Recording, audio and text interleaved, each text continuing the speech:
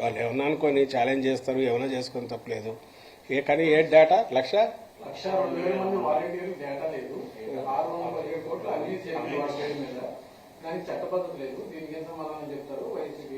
ఏమన్నా అర్థం ఉందా? పోనీ మీరు అడగండి, ఏందో పూర్తి విషయం చెప్తే ఏదో ఇవ్వడం దానికి ఎక్స్ప్లెనేషన్ ఇవ్వగలడు.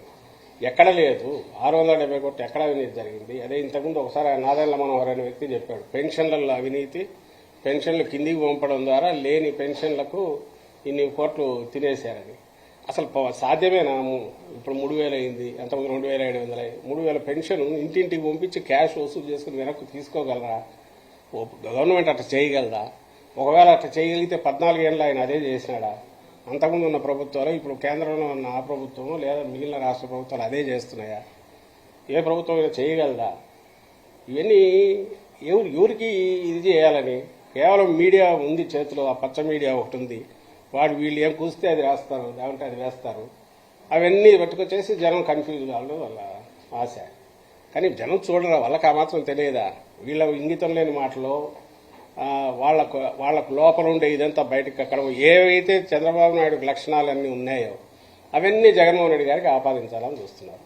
అవన్నీ ఆపాదించేటట్టు చూసుకుని రాయడము. దానికి మొన్నెప్పుడో నాకు నవ్వు వచ్చింది లోకేష్ అతను మాట్లాడుతుంటే.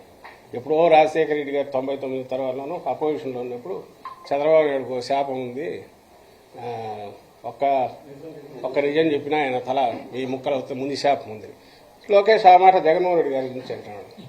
బహుశా అప్పుడు పిల్లోడు కాబట్టి ఏం తనకేం గుర్తున్నట్లే, మన ఆయన గురించి అప్పుడు రాజశేఖర రెడ్డి గారు అన్నారని గుర్తున్నట్లే. ఆ మాట జగన్మోహన్ రెడ్డి గారి గురించి అన్నారు. ప్రపంచం అంతా తెలుసు అబద్ధం నిజం చెప్తే తల చెక్కలవుతుంది. చిన్న పిల్లోడిని అడిగినా స్టేట్లో మనం క్వశ్చన్స్ ఎక్కడన్నా అడిగితే ఎవరంటే చంద్రబాబు నాయుడు అంటారు. అంతగా అందరికీ తెలిసిన వ్యక్తి చంద్రబాబు నాయుడు.